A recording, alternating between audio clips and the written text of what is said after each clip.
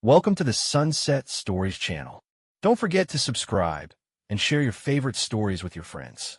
Thanks for your support and enjoy watching. Eva Carter was never the type of person constantly surrounded by friends and admirers. She didn't enjoy the noisy fun of high school hallways, where every day felt like a little stage play. Someone always shined in the spotlight, while someone else faded into the wings. Eva often preferred to remain an observer, content with her own thoughts. Perhaps it was her calm disposition, or maybe her early love of literature. She'd been reading classics ever since she was small, and she'd often get up at night to work on a paper under the glow of a desk lamp, rather than chat with classmates about prom committees or gossip. She wasn't an outcast. Most of her peers treated her with a certain respect, since Eva was the one you could turn to if you honestly needed help with homework or a tricky assignment. But genuine closeness was another matter. She had one or two true confidants, her childhood friend Diana and a boy in her class named Keith, who shared her interest in astronomy. The three of them sometimes escaped the rowdy hallways for the sanctuary of the school library, quietly reading about distant galaxies or discussing novels they found inspiring. They'd talk about the future too, sharing dreams that felt safer within those hushed soft walls. But Eva's deepest refuge was her imagination. She could spend hours daydreaming of what her life might look like a few years down the road, picturing which university she'd attend and what new city she'd move to. More than anything else, she dreamed of romance, the kind she read about in old books, pure and luminous. She believed that when true love arrived, her heart would instantly recognize it, painting the world in fresh colors that no one else had ever seen. Everything changed toward the end of 11th grade. A new student transferred into a nearby class, Oliver Roman. Swiftly, rumors about him spread among the girls, tall, athletic, with a confident smile. He carried himself like someone slightly older, or at least more certain of what he wanted out of life. People claimed his father was some kind of entrepreneur who'd move them in search of better business opportunities. Oliver slipped easily into the new school environment, attracting admirers wherever he went. Boys were drawn to his easy charisma on the basketball court, and girls fell for his casual charm. At first, Eva observed the situation from a distance. She noticed how female classmates basically vied for Oliver's attention. She wasn't about to join that crowd. Still, there was something about him that piqued her curiosity, a hint of seriousness behind the confident exterior. One day, when she was leaving class, she overheard Oliver remark, "Anyone who reads classic literature has a better grasp on real life." She wasn't sure if that was a genuine insight or just a performance, so she kept a discreet eye on him, waiting to see if he would back up his words. Fate soon gave her the chance to find out. One afternoon, when Eva stayed late in the library to work on an English assignment, Oliver appeared, searching the shelf for a thick historical text. They reached for the same book, an overview of World War II, at the exact same moment. Flustered, she withdrew her hand. Oliver smiled, lifted the book, and asked if she needed it. "Actually, I do," Eva admitted quietly. "But if it's more urgent for you, I have a better plan," Oliver said with a small grin. "Let's read it together. I could use the extra perspective." His forwardness caught her off guard, but she nodded. For 2 hours they sat at one of those long reading tables. They discussed not just history, but also philosophy, literary classics, and their plans for the future. Oliver confided that he intended to apply to a top-ranked university with an international program. Eva found him remarkably focused and, at the same time, open-minded. She was surprised at how comfortable she felt. She didn't need to force herself to be the class bookworm or the shy observer. Oliver took her thoughts seriously, and each of her questions sparked a genuine back and forth. The following months were like a whirlwind of new impressions. She and Oliver grew closer. They studied for finals together, grabbed hot chocolate after school, worked together on research projects. He spoke with contagious zeal about the importance of going after your dreams, telling her how he pictured himself someday traveling abroad, maybe starting a company, or helping his father expand their family business.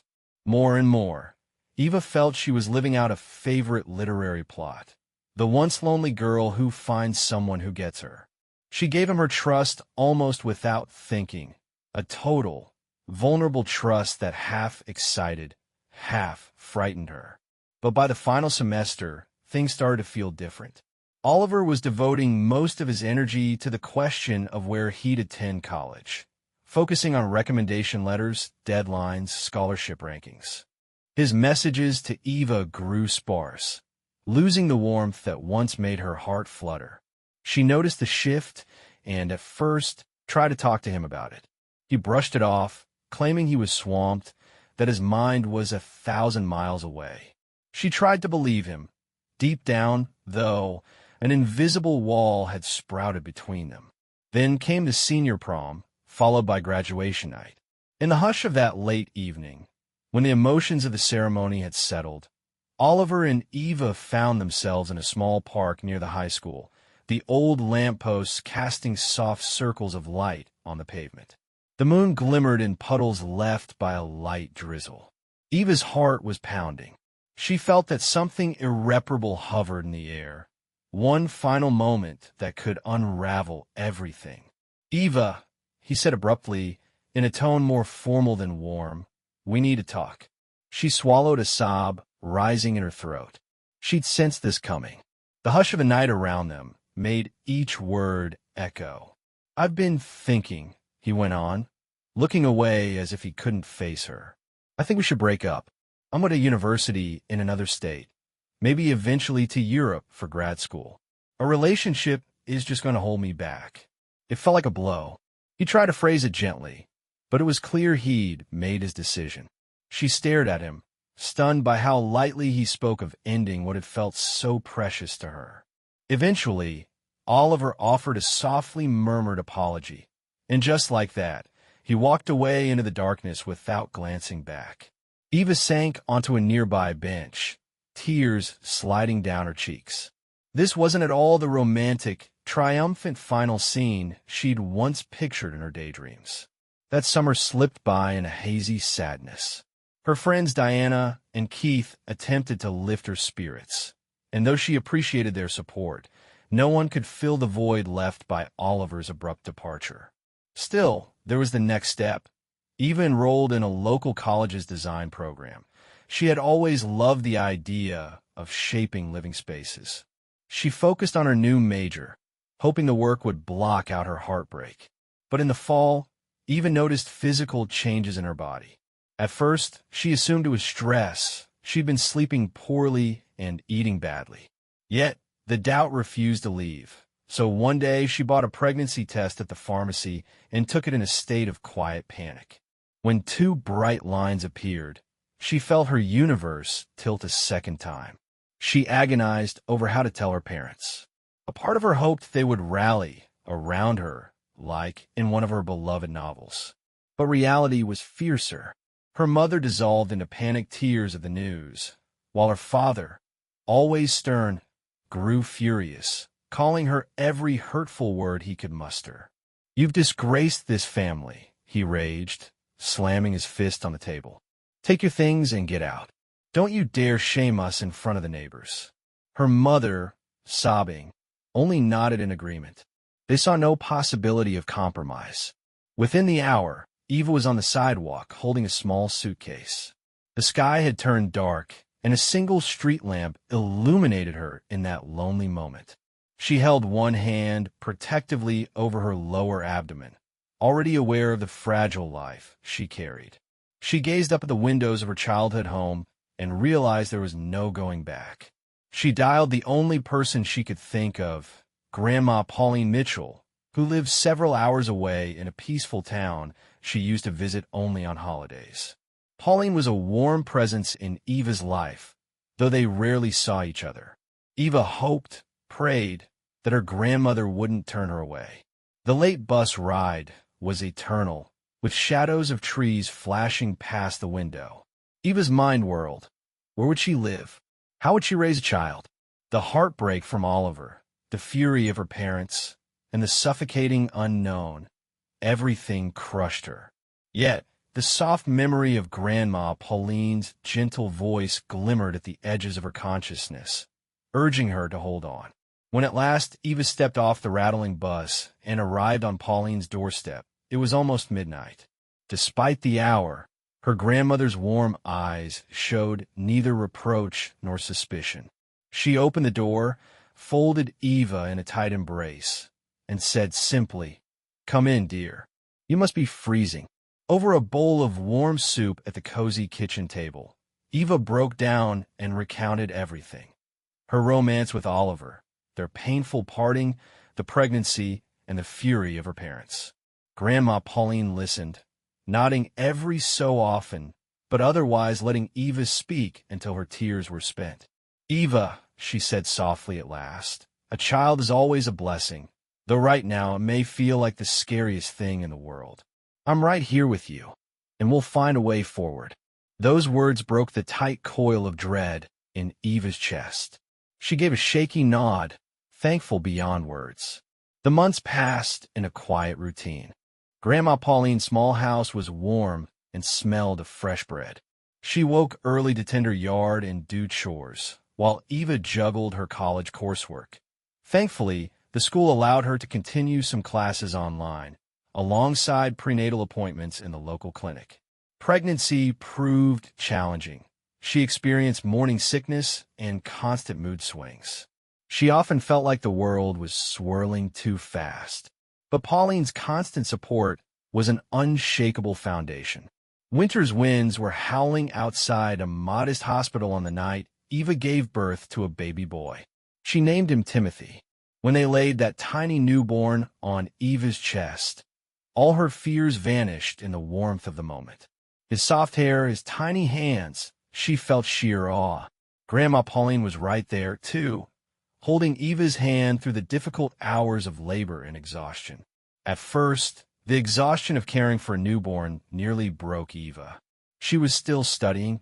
She refused to give up her education. Pauline, whenever possible, watched Timothy so Eva could take tests and attend occasional on-campus meetings. There were nights when Eva cried in the dim glow of a small lamp, overwhelmed by everything, yet also indescribably grateful to have her son. Pauline's patience never wavered, though her tired eyes revealed the weight of these challenging times. Time moved forward in its steady way. Timothy grew from an infant into a lively little boy, naturally curious and bright. He asked endless questions about trees, stars, and why the sky changed color at sunset. Eva often thought about Oliver, wondering how he'd react if he saw their son now. But the sting of betrayal still lingered. She told no one about Timothy's father, and Oliver never attempted to reach out. When Timothy turned 5, he began to wonder why he had only one grandma, and where the rest of his relatives were. One evening, he tugged at Eva's shirt. "Mommy, how come my friends at preschool visit their grandmas and grandpas, but I only ever see Grandma Pauline?" Before Eva could respond, Pauline entered the room. She knelt in front of Timothy, her hands gently on his shoulders, and said, "People sometimes drift apart because of mistakes or fear, my boy. But you have your mom and me, and we love you very much." The child frowned a little. "So, does that mean my other grandparents don't want me?" A tear slid down Eva's cheek. Pauline simply sighed and shook her head softly. "I think they just need more time to understand what's truly important." Timothy processed this with childish logic. "But they can just say sorry, right?" Pauline managed a small smile. "Sometimes adults forget how simple it can be to say sorry, sweetie." That night, Eva lay awake, hearing the peaceful breathing of her son in the next room. She whispered, "I'm sorry, Timmy," not because she felt guilty for having him, but because the world hadn't given him the full embrace of family he deserved. When Timothy was 7, he showed a real inclination toward art. He loved painting sunsets, sketching animals, experimenting with colors. Seeing his passion, Eva enrolled him in an arts program at the local community center. The teacher there was impressed by his creativity. Meanwhile, Eva finished her design degree and had begun taking small freelance commissions, working on store displays or local home renovations. Money was tight. Grandma Pauline's pension and Eva's freelance gigs weren't much, but they managed. On an otherwise ordinary Sunday, Eva stepped into a crafts and supply store to pick up new brushes for Timothy. Near the acrylic paints, she encountered a man she'd never seen before. He seemed about her age, glancing uncertainly between two sets of paint jars. He had a gentle, warm expression that suggested he was a little out of his depth. "Excuse me," he said, giving her a friendly smile. "Do you know which paint would work better for decorating some wooden surfaces? I'm clueless, but I'm trying to fix up the interior of my new cafe." That was how Eva met Adam Waller. He'd recently moved to town to open a small coffee shop that specialized in artisan pastries and wanted to liven up the space with a bit of artistic flair. Eva offered a few pointers, explaining which paints adhered best to wood. Adam listened attentively, then asked if she might drop by sometime to see the cafe and offer more comprehensive suggestions. Initially, Eva assumed he was just looking for cheap design advice. But a few days later, he actually called her and politely repeated the invitation. Curiosity nudged her to go check it out. She found a bright, cozy place with a high ceiling, little tables in the corners, and a scattering of framed photos.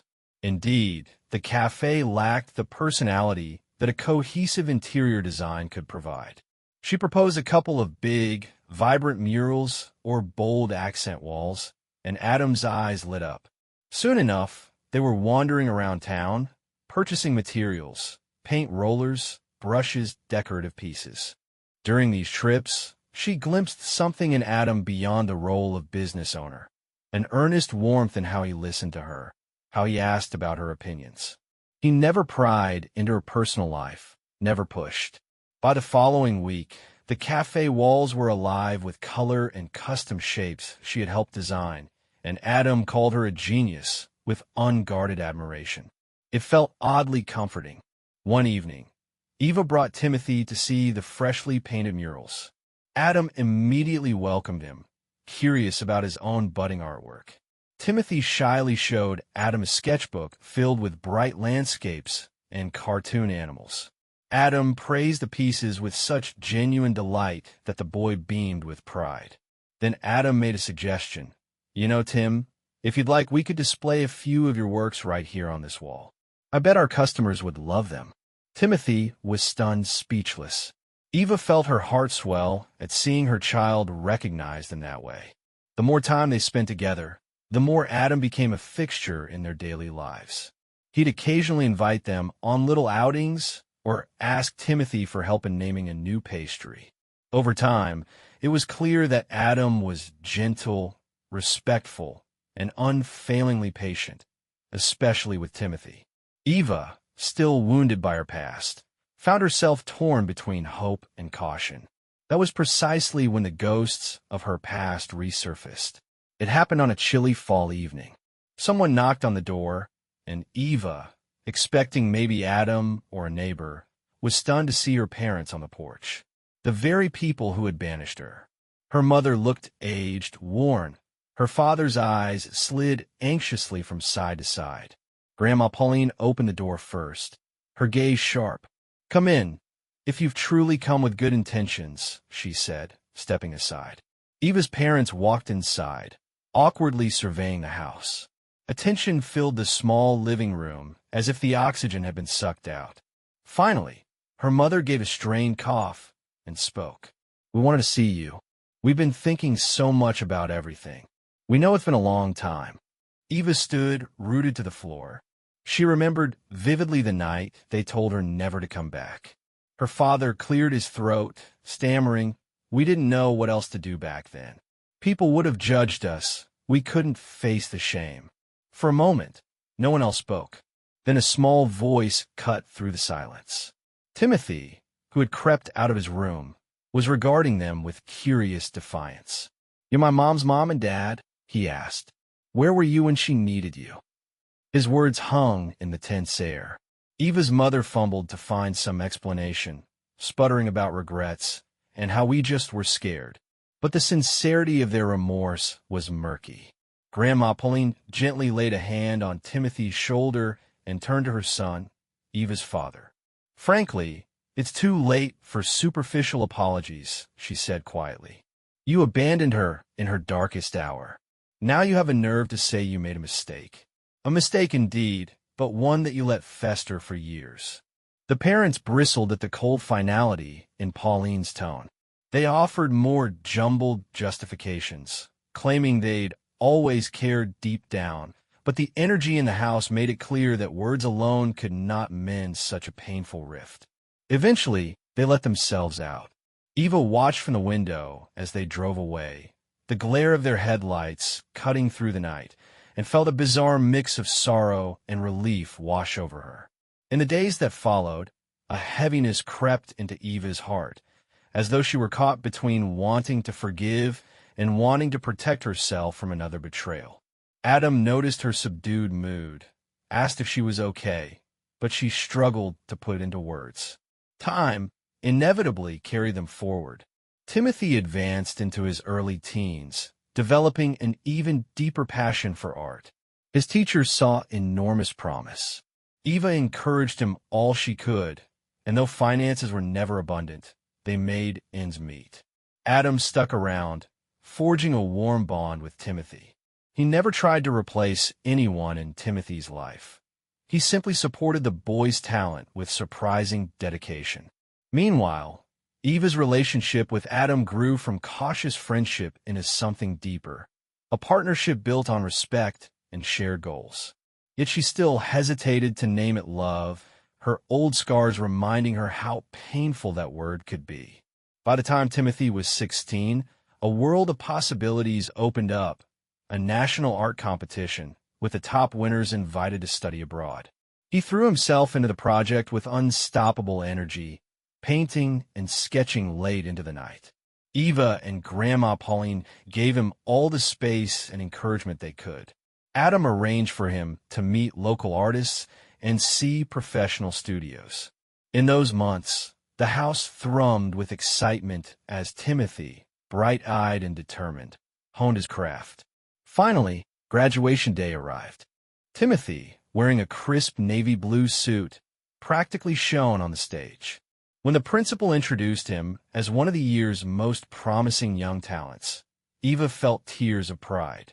Grandma Pauline dabbed her eyes, quietly thanking fate for bringing them all so far. Timothy beamed at the applause, gazing back at his mother and great-grandmother with infinite gratitude. Then, in the hubbub after the ceremony, Eva glimpsed a familiar figure standing apart from the crowd, her father. He stepped toward her, hands trembling slightly. "Eva," he said hesitantly, "that's my grandson up there. He's amazing, and I just want you to know that I'm sorry, that I wish I could change what happened."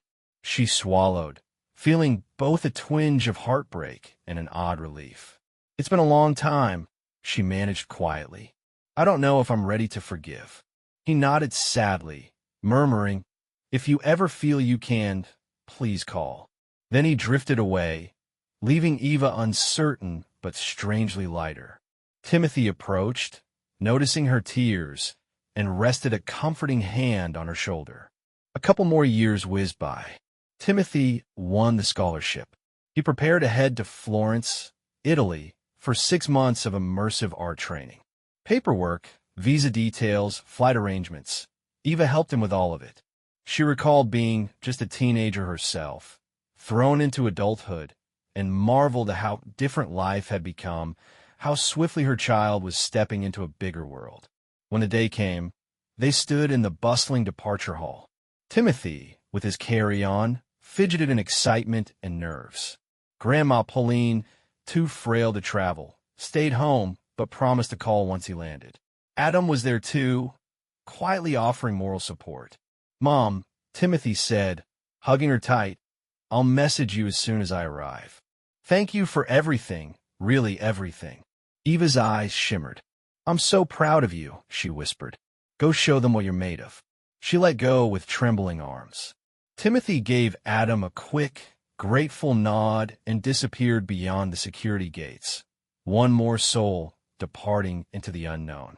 Eva stood motionless, staring at the flight board flicker, her heart swirling in a mix of pride, sorrow, and awe. She was dimly aware that her role in Timothy's life was shifting. He no longer needed her, as before. He was forging his own path. She felt both emptiness and an exhilarating sense of freedom. "Eva," came Adam's soft voice behind her. She turned to see him holding a small bunch of wildflowers, with a wooden cafe stirrer stuck like a flag in the bouquet. "Hey, I know this is a big day. Kind of emotional, right? So, I thought maybe we could get a coffee. My coffee shop, your designs, our place." She glanced again at the screens. Timothy's flight was marked boarding closed. He'd soon be airborne, heading into his future. Slowly, she released a shaky breath. "Yes," she said with the faintest of smiles. "I'd like that." They walked out together, the automatic doors sliding open onto bright sunlight. For the first time in forever, Eva felt calm about what might come next. She'd spent so long bracing for heartbreak and pushing away anyone who tried to get close. But Adam had never hurt her. The day Oliver left, it felt like the whole world shattered. Now, even though her child was spreading his wings, she wasn't afraid of being alone. Life had taught her that new doors could open if she was willing to look for them. In the following years, a quiet peace settled into their lives. Timothy thrived in Italy, emailing photos of the grand cathedrals and old stone bridges, describing the vibrant paints he used in class. Upon returning, he had new ambitions, like attending a top fine arts program in a major city. In the meantime, Grandma Pauline's house was still the heart of the family, where Eva and Adam sometimes cooked Sunday dinners and updated each other on new projects. Adam's cafe was thriving, and Eva took on more freelance design work. Slowly, they expanded the cafe into a second location, forging a comfortable little partnership, both personal and professional. Eventually, Eva's parents reappeared. It was a slower, more tentative reconciliation. Her mother, with watery eyes, tried to articulate regret. Her father, after years of silence, struggled to say the right things. But time had worn them down. Timothy, by then in college, showed them his portfolios, his sketches, telling them about everything he'd learned abroad. They stood, somewhat awed, flipping through his drawings of Italian landscapes. Eva watched with a mix of sadness and acceptance, remembering the child they'd turned their backs on. She didn't surrender her guard all at once, but with Adam's gentle nudging and Pauline's wise counsel, she allowed a tenuous bridge to form. On a sunny afternoon, all of them ended up sharing a meal in Pauline's little backyard. The conversation was awkward at points, but somehow warmer than before. Her parents seemed earnest in their desire to know their daughter and grandson. Pauline, leaning on her cane, made small talk while Adam charmed them with stories about the cafe. Timothy pitched in with jokes about traveling mishaps in Europe, and even Eva found herself smiling at some of her father's stories. It wasn't perfection, but it was growth. That evening, as dusk fell, Eva and Pauline stood on the porch, inhaling the cool fragrance of the garden. Pauline turned her wise gaze on her granddaughter. "You see, my dear," she said gently, "life can twist and turn in ways we never expect. But you've built something strong here, your own kind of family, one that might even let in those who once pushed you away." Eva took Pauline's hand, reflecting on the once lonely teen who'd been thrown out of her parents' home with a suitcase, terrified of the future. Now she was a mother, a designer, a partner to a kind-hearted man. She had scars, but they no longer defined her. She'd proven that love, true love, can be built piece by piece, even when the world tries to deny it. That night, she sat with Adam by the fence, listening to the gentle hum of cicadas, Timothy's laughter drifting from inside as he showed Grandma, Pauline, a new digital painting. Eva laid her head on Adam's shoulder, letting the soft summer breeze carry the memory of all she'd overcome. Sometimes she could almost see her past self, sobbing in the darkness when Oliver left, or terrified on her parents' porch that snowy night. But she no longer felt only pain at those memories. They were the stepping stones that led her here. "Thank you," she said quietly, not sure if she was speaking to Adam, Grandma Pauline, or the universe itself. He gently took her hand in response. A single star blinked overhead. In that calm hush, Eva understood this was not an ending. Tomorrow would bring its own challenges, from Tim's future to Pauline's health, from her still delicate relationship with her parents to the daily work of love and partnership with Adam. She'd once believed heartbreak would define her, but now she saw heartbreak could also be a catalyst, a reason to grow stronger, to discover deeper compassion, both for herself and others. There, under the wide sky, her life felt both fragile and full of promise. The old regrets and new beginnings coexisted peacefully in her heart, and that, she realized, was perhaps the greatest victory of all. That's the end of our story. We hope you enjoyed it. Don't forget to subscribe and leave a comment. Your feedback means a lot to us.